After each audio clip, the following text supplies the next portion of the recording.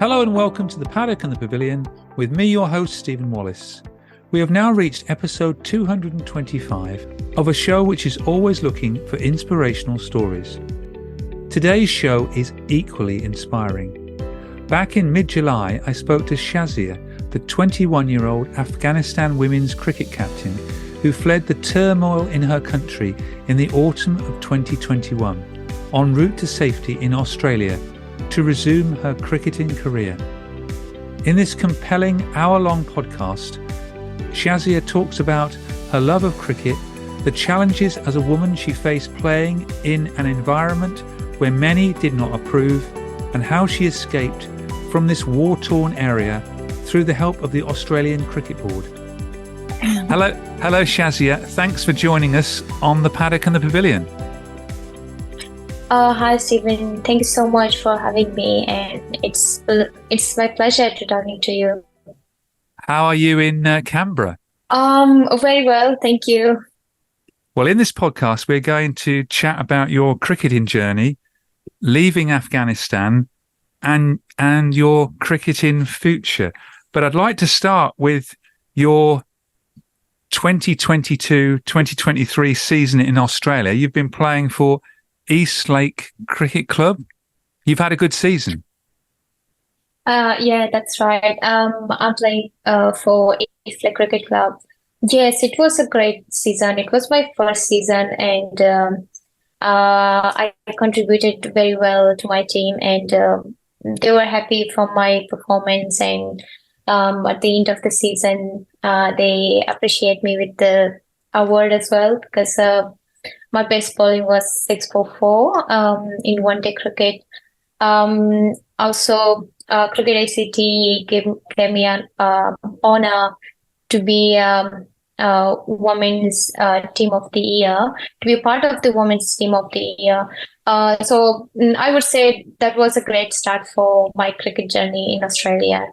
Former cricket, are you playing? Is it 50 overs, 20 overs? Yeah, so usually we girls are playing 50 overs and 20 overs game. So this is first and second grade teams. And you're bowling, you're a slow bowler, is that right? Actually, I used to bowl pace bowling when I was in my country. When I came to Australia, so in our team there was lots of pace bowler.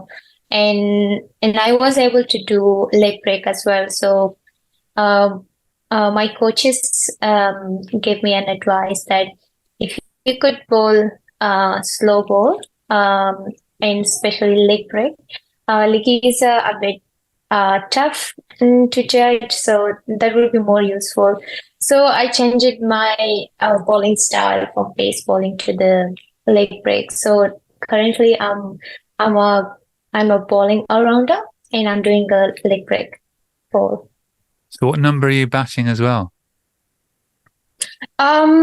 Usually I'm the top order batter. How do you find the conditions in Australia compared to Afghanistan? I would say Afghanistan and Australia is like two different worlds, and there is lots of difference between Australia and Afghanistan. In cricket, in everything, especially in cricket and sports. So girls and boys in Australia has lots of facilities, opportunities, and they can decide what to do and in which side they can make their career. But it's so hard in Afghanistan to decide what to do in the future, especially for women. This is so hard. I was thinking about the actual cricket pitches in Australia. How do they compare to the Afghanistan ones?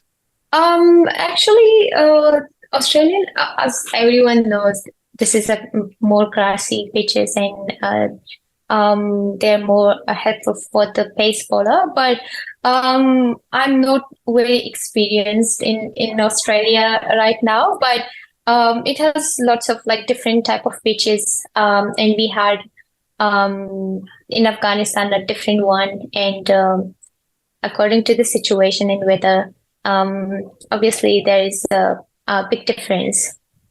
Have you been made really welcome though playing at Eastlake? A lot. I really love my team. They're so kind. They're very supportive, and they welcomed me as a family member, and they supported me in every situation. When I started my cricket season, so I was nervous because situation in Afghanistan and in Australia, it's just totally different thing. And I couldn't find myself like how I used to play in Afghanistan, and there was a big difference. So they always gave me courage, and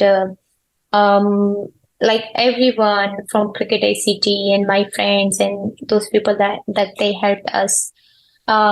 So they're very kind and nice people. So you've got used to playing with and against Australians then?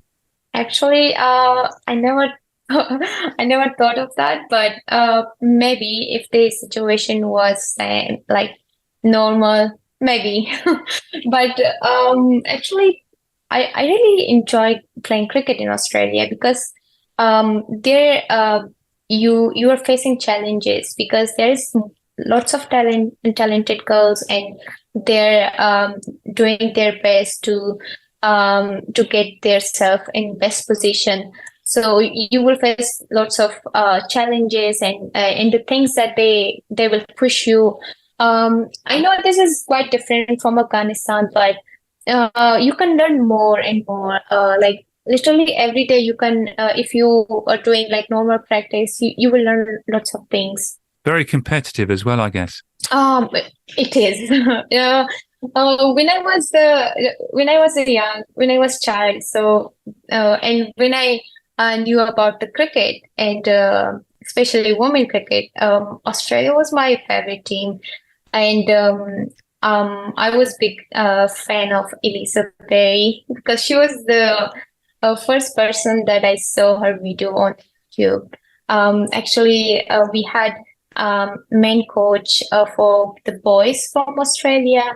Um, Actually, I don't remember his name, but he also told me that we also have a women cricket team in Australia, and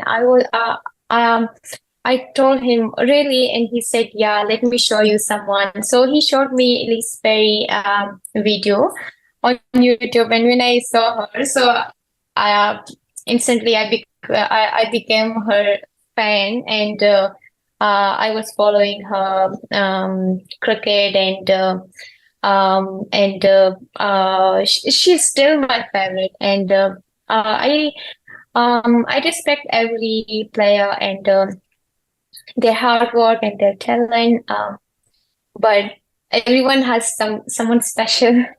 So I really like Lisa Berry. Well, she's still going strong. When she got 99 in the women's test match only a couple of weeks ago. So yes. So she's like my ideal. So I wanted to work as much as hard she's doing it, and she's a good example for many cricketers and many girls, for young girls, so they can follow them. And there's lots of young cricketers that they have different favorite players.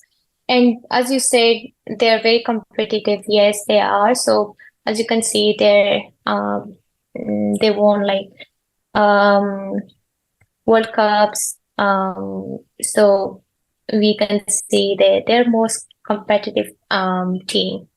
just away from the cricket, and before we talk about your own sort of cricketing journey, what's it been like living in Australia? Because you've been there, I don't exactly know how long you've been there, but what's it been like living in Australia? And where are you working? Where are you working as well? So right now in Australia, I'm working part-time at IKEA. And also living in Australia Australia is a great place. Like um, you can decide what to do, and there is no any security problem, especially for women, and there is lots of opportunities for women, and they can show their talent and abilities. Um, I never thought that I would be migrant again to such a country, but Australia was my always my favorite. But I never thought that I will be in Australia and I will be living in Australia.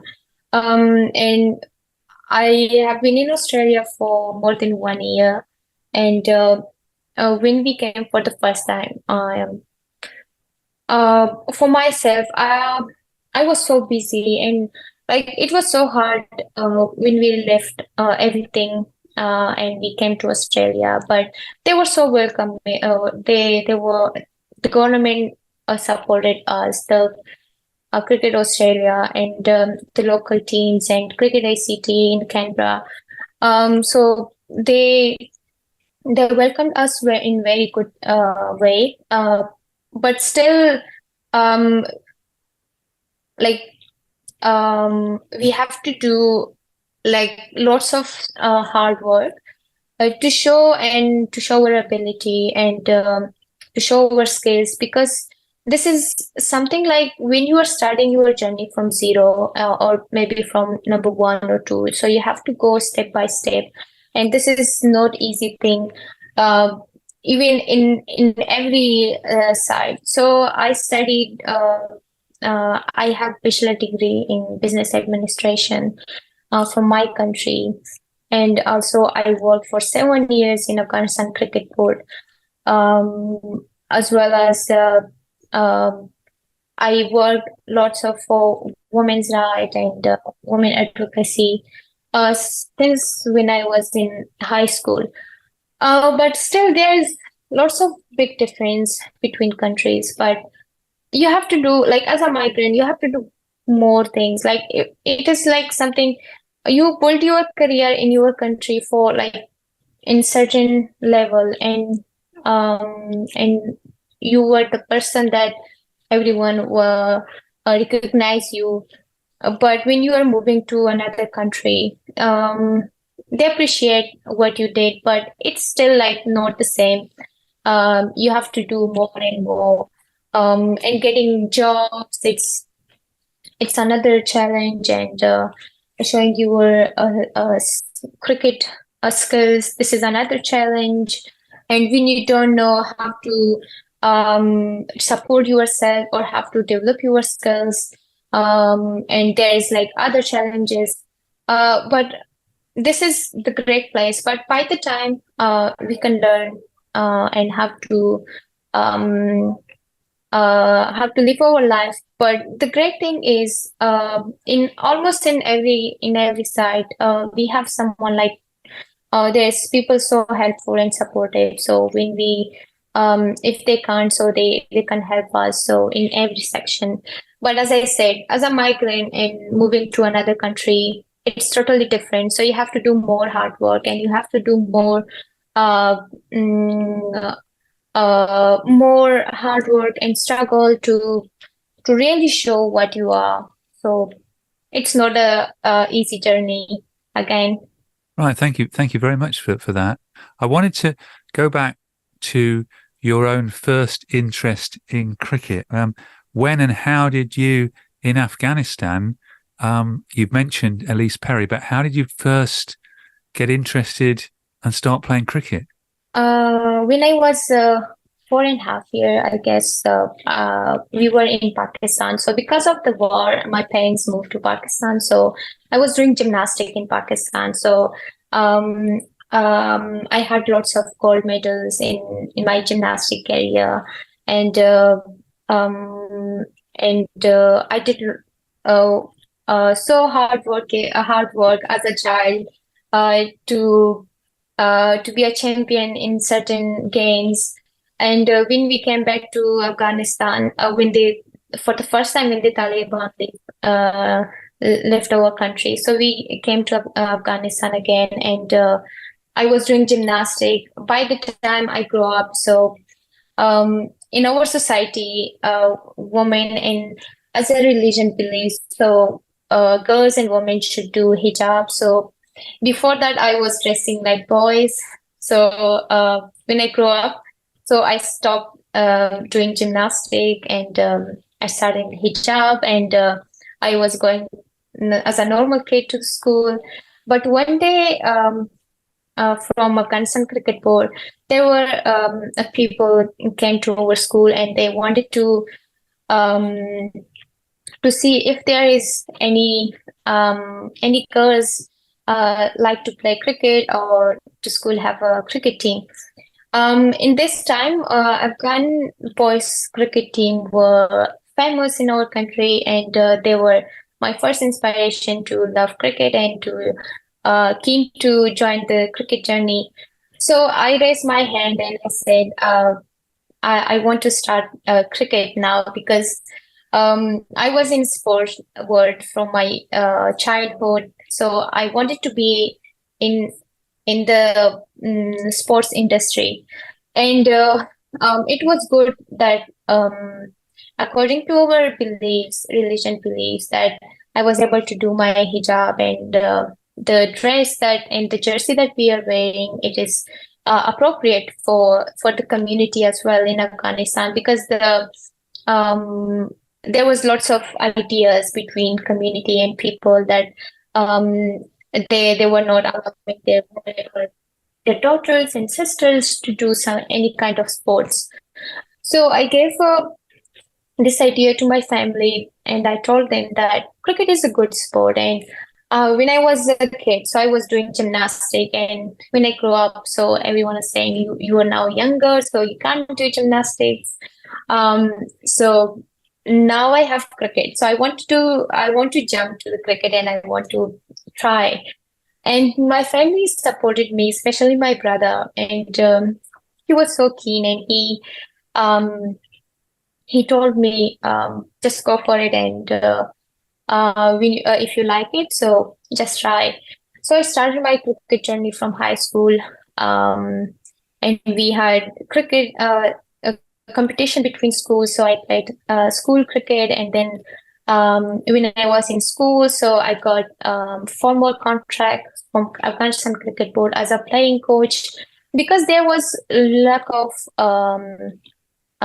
women coaches and technical staff in Afghanistan. If the technical staff or management staff is women, so they're happy to allow their daughters and sisters to go and to play this certain sports. So this was the option that for me as well, that I can help other girls to come and join and play cricket. And literally, I started my journey as a single player, because when the girls were playing cricket in schools, they were not allowed to go out of school and play cricket, because there could be media, there could be other people that they can watch women play cricket. It was not a good idea for them. So I had an idea that I have to be an example, and if I want to convince someone, so I have to show them that I'm playing cricket and nothing is wrong with the cricket, so they can play and they can have support. So this was so I got inspired from our boys team, and they were so keen to play, and they had good achievement at that moment. So I become a cricketer, and I become my school captain. So how old were you when you're talking about high school? So what sort of age were when you I first think sort of I started? was 11 or 12 years old. And 10 or 11 between. A woman to be playing cricket in Afghanistan. Can you just explain sort of the challenges that even though the government had changed, there would still be some men who wouldn't like you playing cricket. Is that right? Yes, that's correct. It was so challenging playing cricket in Afghanistan. For every player that they love to play for their country and to have some achievement. Because there was not just like community ideas or the mindset that they had and that they have. But there was security problem, and even we were receiving phone calls that we have to stop what we are doing, and we don't have to go and to do some work, and we don't have to do cricket. And the only thing that we just changing our SIM card and numbers, and we were just moving on. And it was so hard. Even when we wanted to go out from home, we didn't tell anyone that where we are going and what we are going to do. And most of the girls, their relatives didn't know what they doing in sports or not. They just knew about they're doing some study, but not sports, especially cricket. It was so challenging for everyone, and our team was so brave, and they faced the challenges, and they came to the ground, and they wanted to play cricket, and we wanted to change the idea for women's. Um, it was very hard journey that when even I was going to the families, and I was talking to the families that um, you can come to our office. There's you can see the environment, you can see the when we are playing. It was so hard. So when I'm watching young girls in Australia, and when I having chat with them, so I'm telling them that you have to be very happy and grateful and thankful for your country and that you are living in, because no, most of the girls, they don't have the chance to go outside of home or even play cricket. It was so challenging, and as I said, we had lots of security problem, especially for women, and there was lots of like bomb blasts, and even they were killing people on the street. And even we were watching war in front of our eyes, and then we were deciding to go to and continue our study and our work. And one day I remember my mom asked me, just we there was a war between our past government um, and some other people, and the war continued for 8 or 12 hours. And after um, uh, when it turned to 8 or 9 a.m., my class used to start, and I told my mom that I want to go to my class. And my mom said, just right, like half an hour ago and 1 hour ago, the war is just stopped, and the area is blocked. How you can go to the your class? I said, Mom, this is our country situation. We can't change it. So, but we can't stop ourselves to gain something, to get some education, to understand other language, to because this will help us. And this will help our country to be more good and independent in the future.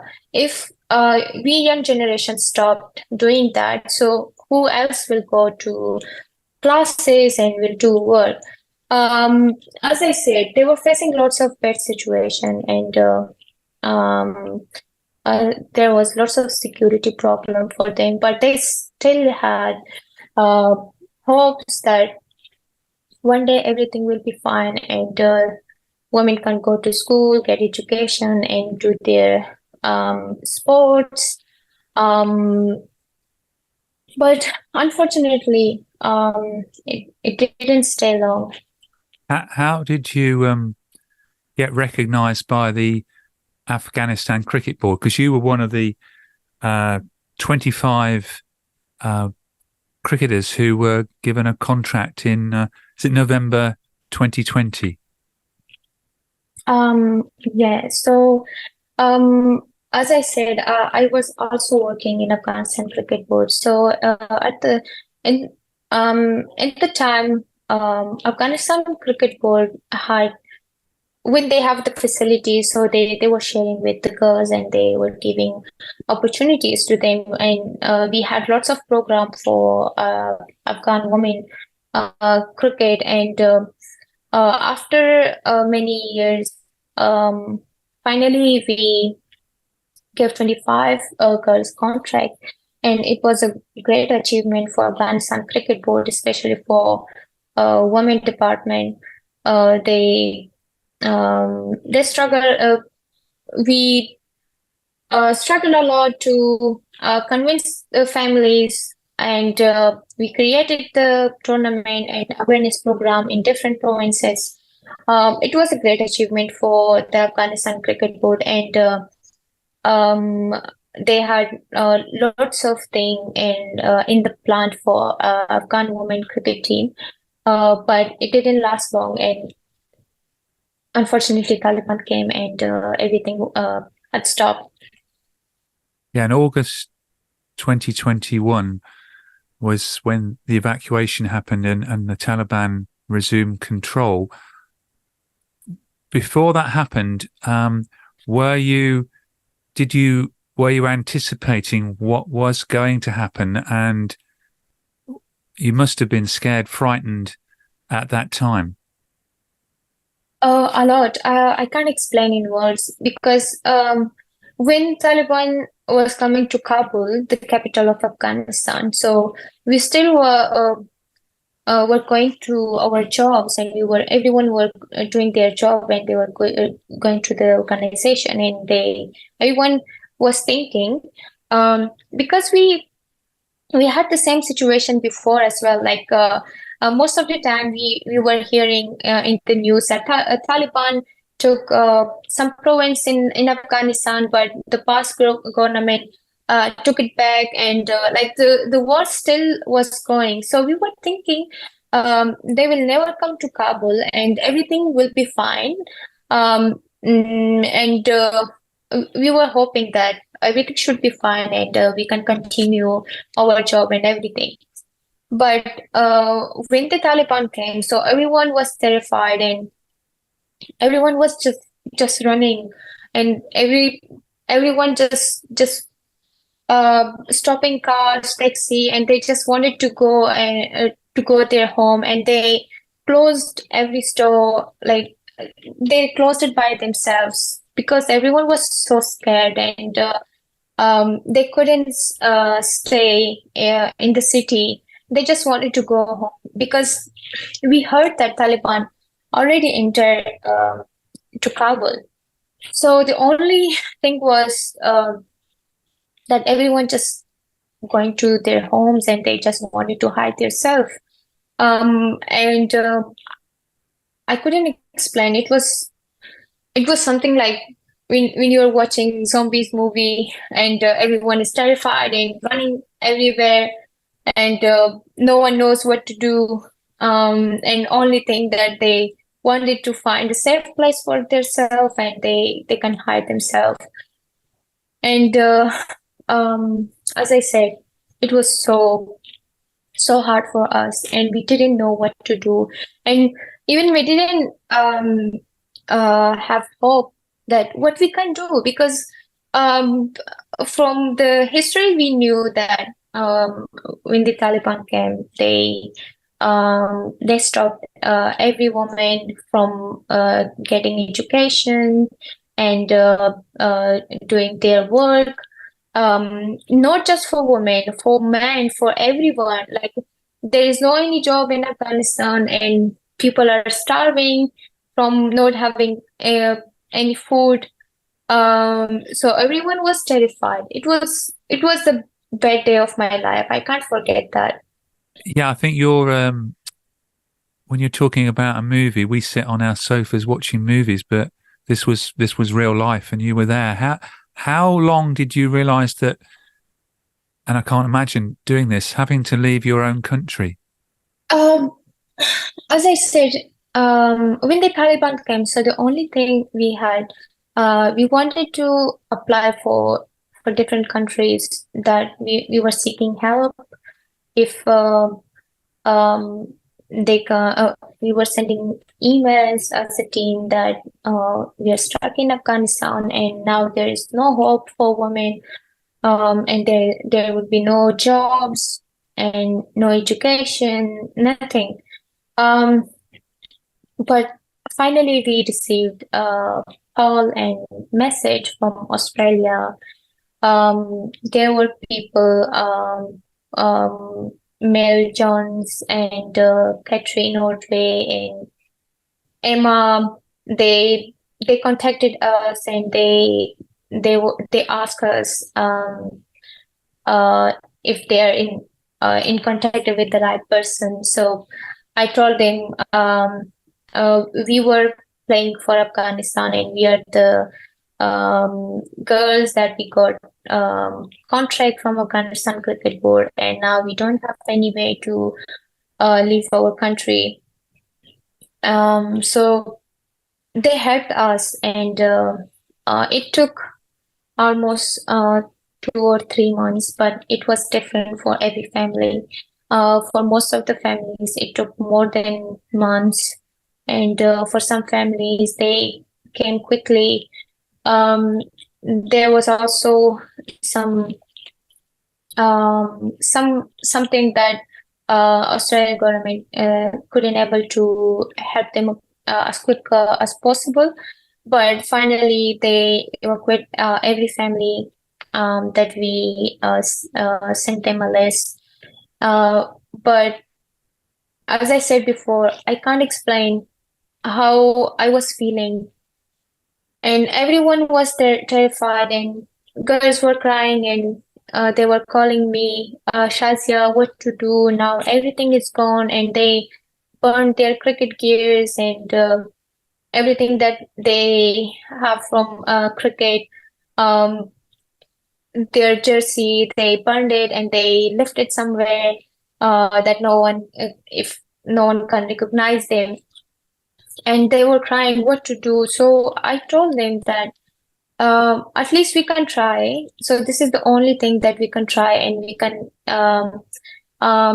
if someone will find us, and we can go from Afghanistan. And finally, when the process started with the Australian government, so I was the person that we were helping our team to bring them to Australia. And no one knows that it will work, because everyone was like in doubt. Maybe it will not work, because we applied for some other countries as well, but we didn't receive any reply. So everyone was saying, no, it's not gonna work. What should we do? I say, we can just try, just relax, and if it doesn't work, so we can find another way. Just we can do pray and just be patient, and we will be in touch with them. But hopefully and finally and fortunately, they helped us. But we left everything in Afghanistan: our home, our memories, our country, everything. I read an article, Shazia, that the cricketers were all destroying all their cricket kit, bats, balls, everything was being destroyed. Were you in fear every day of someone knocking on the door? That's correct. Everyone, like every girl that we had, even management staff or the players, everyone was so scared, so scared that whenever they were hearing knocking on the door, so they were scared and they were sending us a message. We had a group, so they were saying there is someone. So we were telling them just be relaxed, and maybe the door will be for someone else. And like I can't explain in words, because it was a very bad situation. And when I'm going back to these days, and I'm thinking how I managed these all things, and it was so hard. I couldn't imagine if I'm telling my story, maybe someone said, "Oh, it's like some story," but we actually had this experience in the real. It was so terrifying for everyone, I mean, not only me. we can't imagine what it must have been like. I mean, are you then going to Pakistan? How did you get to Pakistan? Did you, were you in a truck? Did you have to walk? How did you get across the border? We were in car. We crossed the border by road, and uh, we were wearing hijab, and we covered our face, and we had like security plan, and we were giving to the every family that how they can start their journey from home until when they get to Pakistan border.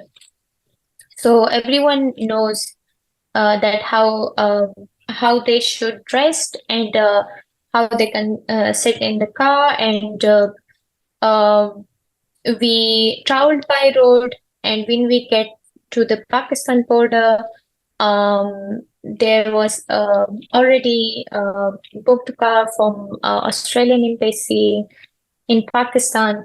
Um, but we traveled by road, and we covered our faces, and we didn't talk at all in whole way, and also as I mentioned, when we were leaving our country, no one talked at all in all way. Like we were traveling from Kabul to Torkham border, and then from Torkham to Islamabad, and we didn't know. Even we didn't like we didn't have an idea that what just happened, and how we are leaving our country, and how we can leave everything that we built in past few years. And we struggled a lot, especially it was so hard for women in Afghanistan, because and I had friends that they were single moms, and they were widow in Afghanistan, and the women and the girls were only person in their home, that they were working, and they were providing some food for their families. And when Taliban came, they stopped every female, every mom, and every girl from doing any activities outside of their home. And still now, you will see the situation that in Afghanistan, they can't go to school, they can't get education. Even the working is like quite away. Even they can't go to school. They just can go to school under sixth grade, and after sixth grade they can't continue their school. And the girls that they were in universities, they're now at their homes. So this is a not good situation for no one, not just for females, for male, for children, for everyone. And Afghanistan situation is not in good place, and people doesn't know what government want from them and what they wanted to do with them. So this is not a good situation in 21st century, but still we have some countries that they are facing lots of struggle in every area, women and men, especially women's are majority in Afghanistan right now. Wow, it's so enlightening hearing your voice talking about that. Going back to the Taliban took control again in August 2021. What timescales are we talking from you in August 2021 to get into the Pakistan border, and what distances are we talking about? I'm not quite sure about the kilometer, but we traveled for 8 hours from Kabul. I think 6 or 7 hours we traveled from Kabul to Pakistan border. And August 2021, when was this? Was this September, October? When was this? So as I said, every family had different situation. So we sent first group at the end of the August, and beginning of the September, and some families went on at the end of the September, and some family October, and some family even December. So it was different time for every family. Half of my family is in Australia, half of my family in Afghanistan. That must be very difficult, knowing that some of your family and friends must be still in Afghanistan. Oh yes, it's so difficult. As I said, we didn't know, like, for months, like more than 8 months. It took me to gather my thoughts and to think about my life in Australia, that what should I do, and should I stop, or should I live in the past, or what to do. It was so hard. Even people, Afghani people, they live their life in trauma. So when I'm hearing ambulance sound, so I'm going back to the previous thoughts and the situation that we had in Afghanistan. So when we were hearing ambulance, so we knew that there is something happened. Maybe someone killed someone, or there is bomb blast, and like lots of things. It is so hard for us, for migrants, to gather their thoughts and to decide what to do, and to decide how to start their life again. It is not an easy thing. Uh, but by the time it gets better, but it's so hard. You mentioned a few minutes ago about the Australian cricket authorities. Have they been wonderful from the beginning, really, in managing to get you out of Afghanistan, across the border, and into Australia? Yeah, they as I said before, they were so supportive, and they showed very kindness, and their kindness and love and support when we reached Australia. So after like a few days, they took us to play some cricket game and to show us around, and um, uh, they mentioned few cricket clubs in every state. So our cricket girls living in different states, not just in Canberra. So they have facilities, and if some players want to continue their cricket journey, so they have access to the cricket clubs, and they gave us cricket gear, and still they are helping us. And as I said, it takes time, but they were very helpful, and they helped us a lot. And you're still in contact with the other Afghanistan cricketers? Yes. So we had 25 contracted players, but there was still lots of women players that they were playing cricket. And as I explained, our situation in Afghanistan, so they are still in the same situation, and even they can't go outside from home, and there are lots of restriction for women. Um, and yeah, they are in the same situation. Their circumstances is not changed. But the other cricketers that have left Afghanistan, as you say, who are around Australia, you keep in good contact with your other fellow Afghanistani cricketers? Yes, we are in contact, and but life is so busy. So everyone, as I explained my situation, so I had to build my life. I have to do many things. So they're also busy in their life, and most of the girls, they're playing the same, like they're playing cricket with different clubs, and they're busy in their life, and uh, they're starting to build their life in Australia. Shazia, most of the Afghanistan women cricketers have gone to Australia. Some have, I believe, gone to Canada as well. I believe so. Yeah, there is some players there in Canada. So as I said, when Taliban came, everyone just wanted to go from Afghanistan. So I believe maybe I'm not sure because I'm not contacted with them.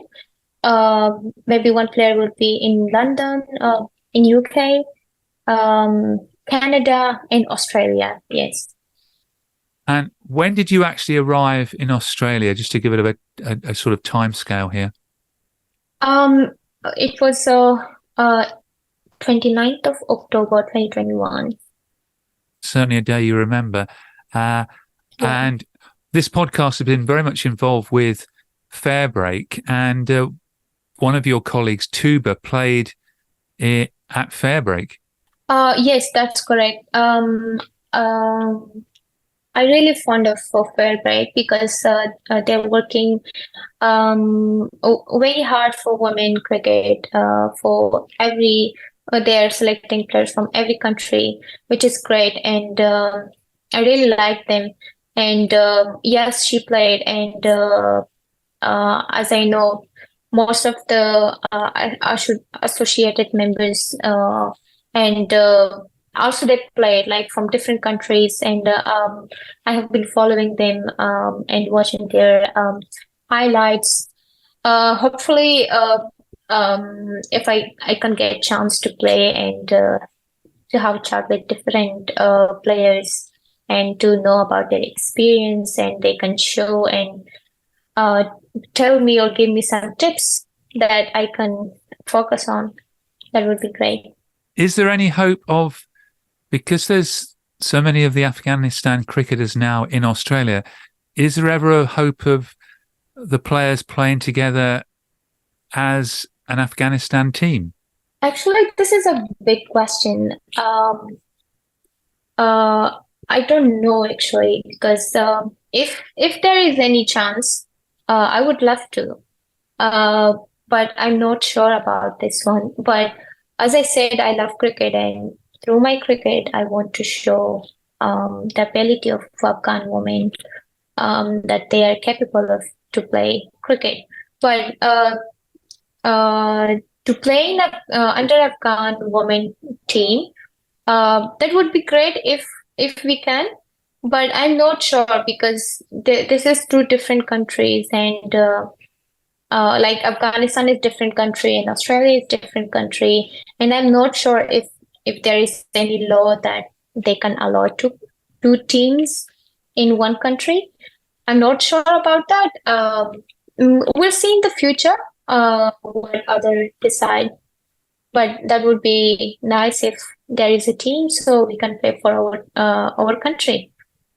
And what are your thoughts on the Afghanistan men's team continuing to play at the top level? As I said, they were my inspiration to join the cricket, and I'm really proud of them because they also faced and they're facing lots of bad situation, and they did cricket in very hard security problem in Afghanistan because the situation was same for boys and girls as well, but especially for women, there was lots of bad condition. But I would say they should play in high level because they deserve that, and there is nothing wrong with the Afghan boys cricket team because they struggle a lot in their own way, and we struggle a lot in our own way, and we are still doing it, and they have to play, and because they struggle a lot, as I said, and they at the time they didn't have much support, and they were spending money from their pocket, and now they're in very good situation. So it wouldn't be fair with them to stop them playing cricket in the top level because their skills and ability are so high right now. So you followed them in the T20 World Cup, and you will be in the 50 over World Cup in India later this year. Yes, for sure. So Afghanistan and Australia are my favorite teams, and I I love watching England team as well, as well as India and some other high level cricket. Because as a player, you can learn different skills from different teams. And uh, for Afghanistan, yes, they will play better, and it's not fair, because I'm saying this. It's not fair with Afghani people. As I said, they're living in trauma, and they struggle for 20 years, and after 20 years, this cricket is the only hope for everyone, not just in Afghanistan, like all around the world, that Afghan living in different countries.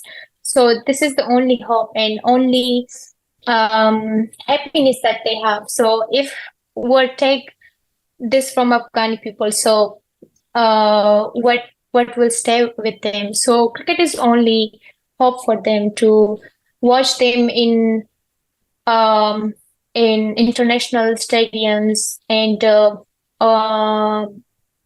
I would say yes, I would love to watch them, and it wouldn't be fair with Afghan people.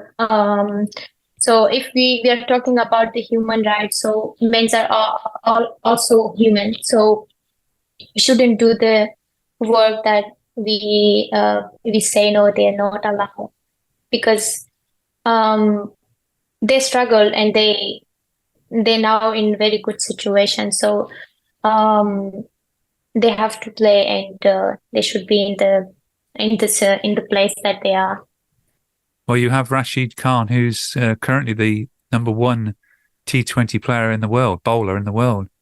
Yes, I think most of the people are a fan of him, and I'm as well, because I'm doing leg break, and um, inshallah one day I want to become like female Rashid Khan in the world, because he's a leg break bowler, and I'm a leg break bowler from Afghanistan. He's also from Afghanistan. So I have been watching his bowling and his techniques that he's using. So I'm working on it. Yeah. And we have like lots of great players more as well. Well, hopefully one day you'll get to meet Rashid Khan as well. Actually, I met Rashid Khan in Afghanistan. So, because I was working in Afghanistan Cricket Board, so players were coming to Afghanistan Cricket Board more often, and I met him before. But I want to hopefully, if I get chance to play more advanced cricket, and that people uh, can see me, that how I'm playing, so that would be more interesting. Well, thank you very much, Shazia, for being on the Paddock and the Pavilion. It's been like no other interview I've ever done. To hear your story of how you're now safely in Australia and your cricketing journey. Have you got any final thoughts you'd like to say to listeners? Thank you so much to giving me a time to speak some words about my journey to Australia and some experience that I had in Afghanistan. Thank you. And um, like when someone is moving from country to another country, so there is lots of difference.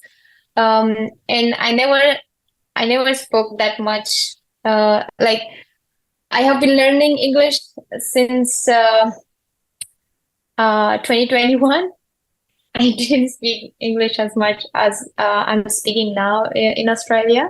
So this is the other barrier for every migrant, and I have lots of things in my mind, but maybe I can't express it in the way that I want because of my English. But hopefully one day, um, if my English got perfect, so I can speak more better than that.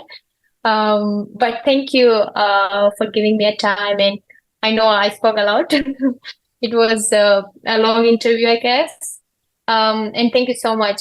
Hopefully, women everywhere get a better chance to pursue their career, and and have safe place to get education and do some work and to support their family and community. Well, thank you very much, Shazia. I mean, I think your English is very good. It's